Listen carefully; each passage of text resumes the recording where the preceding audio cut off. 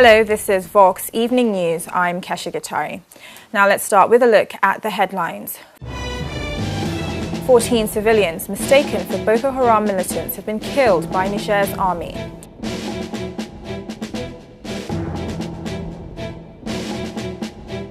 At least 10 Egyptian soldiers have been killed following an attack on army checkpoints in northern Sinai.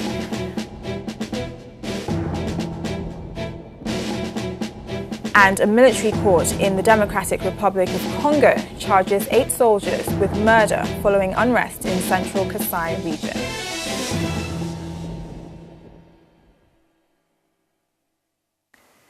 Niger's army has killed 14 civilians who it mistook for Boko Haram militants. The victims, all unarmed farmers, were in a restricted zone around the village of Abadam in the southeast next to the Nigerian border. 2 were Nigerian and the rest were from Nigeria. Details of how the operation unfolded and why the civilians were there are unclear. Some reports state that an airstrike killed the group after they returned to check on their crops. Another states that soldiers were patrolling the area when they opened fire. At least 10 Egyptian soldiers were killed and several injured when 2 suicide car bombs hit army checkpoints in northern Sinai on Friday. The army said later on Friday the attacks had killed and injured a total of 26 soldiers, but did not provide a breakdown of the figure. It said security forces had killed 40 militants and destroyed 6 of their vehicles following the attack. Jihadists have killed hundreds of policemen and soldiers in attacks in northern Sinai since the military toppled former President Mohamed Morsi in 2013. The insurgents in Sinai pledged allegiance to Islamic State in 2014 and adopted the name Sinai Province. A military court in the Democratic Republic of Congo on Thursday sentenced 8 soldiers for killing civilians during clashes in the central Kasai region. In less than a year, deadly violence in 4 central Kasai provinces have claimed more than 3,000 lives, according to a tally by the Roman Catholic Church. UNICEF report more than 600,000 children are among the 1.3 million people displaced by the unrest. The court in Mbuji Mai acquitted 1 soldier but sentenced 2 others to 20 years in jail. Another 3 were given 15-year terms and 1 received a 12-month sentence. 2 absconding soldiers were served with life terms. Defense ministers of the Lake Chad Basin Commission met in Cameroon's capital Yaoundé on Thursday to examine the security and humanitarian situation in the Lake Chad Basin region. At the start of the week, experts set to work reviewing the status of the region's fight against the extremist sect Boko Haram. Their findings were then submitted to a committee of chiefs of defense staff and heads of intelligence and security services ahead of Thursday's meeting. Defense ministers of Cameroon, Nigeria, Niger and Chad are expected to endorse the final report and implement political action, which will go a long way in speeding up the eradication of the remaining pockets of resistance in the region's war on terror. The action of the combined multinational force, together with that of the national operation of our armies, has allowed regions of our countries to become fully revived and progressively more peaceful.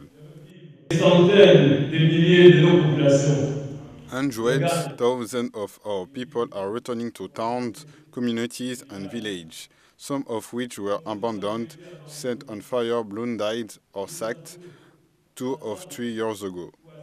This remarkable development led to the success that the 2 contributing countries are proud of today.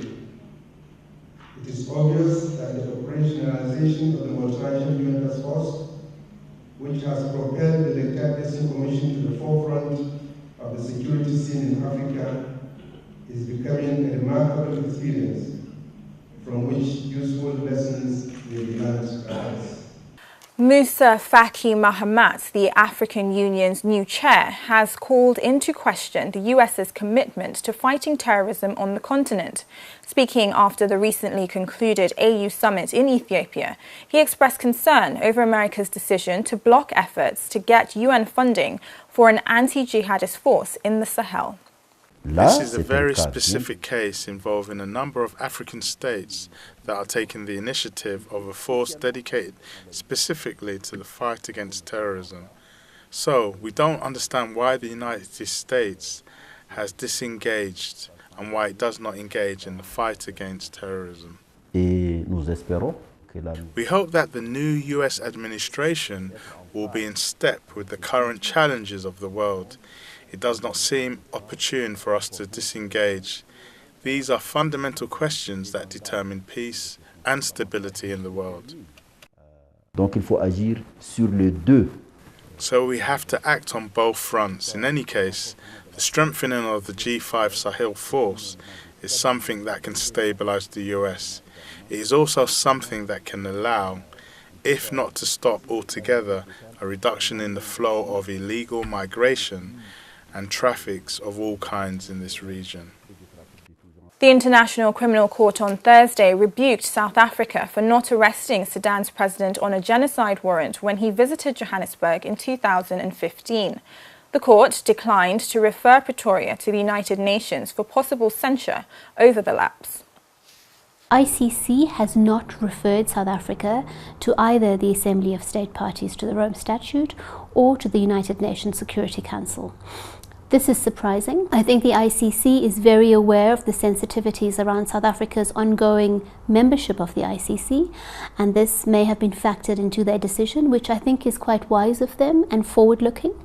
They could have taken a purely harsh legal position, which would have resulted in South Africa immediately withdrawing from the ICC, which is not in anybody's benefit. South Africa put up a very strong and vigorous defense at the cooperation hearing in April, so obviously they take this situation very seriously. It also impacts largely on their international reputation and their international standing.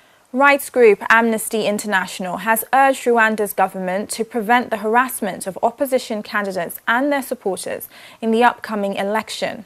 In a report released on Friday, the London-based group said freedom of expression, association and peaceful assembly had all been restricted since the Rwandan Patriotic Front came into power following the 1994 genocide.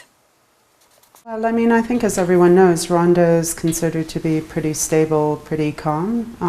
But I think the point we're trying to make with our briefing is that that calm is actually a lack of freedom, indicative of a lack of freedom, and results from several decades of intimidation of the opposition, repression of civil society, repression of independent media. Of concern right now in an electoral period is any independents and opposition politicians. We've already seen the unexplained disappearance and death of one opposition member. 5 candidates were standing for election at the presidential level. So far only 2, including the incumbent, have been cleared to stand. So that's of concern, because if party leaders can't freely operate, then obviously party supporters would be even more intimidated. Rwanda has many things to be proud of, but this ability to sort of contain and cap critical voices is not something that is sustainable in the long term, and in the end will undermine its economic gains. Following the announcement of a state of emergency, Zambia's president has justified the move as a measure in place to bring order back to the southern nation. In a televised address, he said Parliament will review the state of emergency proclamation and determine its length. The power that I have invoked will be reviewed by Parliament within 7 days, and Parliament will determine to approve or not to approve that proclamation. And Parliament will determine whether it will last 3 months or 6 months or 1 week or 2 weeks. The invocation of that power was not meant to harass people or perceived opponents in the political arena, but it's to curb the ever-growing lawlessness which we have seen in the recent past. Seychelles has banned the importation, sale and commercial use of plastic bags, cups, plates and cutlery. An importation ban took effect in January, while the ban on its distribution, sale and commercial use came into force at the start of July. Plastics used in the agricultural sector, industrial packaging, sold for freezing purposes, and waste disposal plastics are exempt. The Environment Ministry says violators of the ban will be fined as outlined in the country's 2017 Environmental Protection Law. 7 children and 1 adult were killed in a stampede at Malawi's National Stadium on Thursday as large crowds gathered for an Independence Day celebration. National Police spokesman James Kadazera said 62 people had been injured and were receiving treatment at the capital's main hospital. President Mutharika has visited the injured in hospital and spent time consoling bereaved families.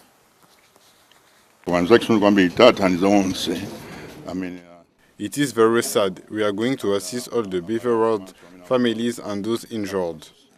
The gates to the stadium opened late and there were a lot of people waiting outside. A stampede ensued when they opened the gates and 7 young people and 1 adult fell down and got killed. We heard about the accident which took place at this stadium. I came to look for a relative.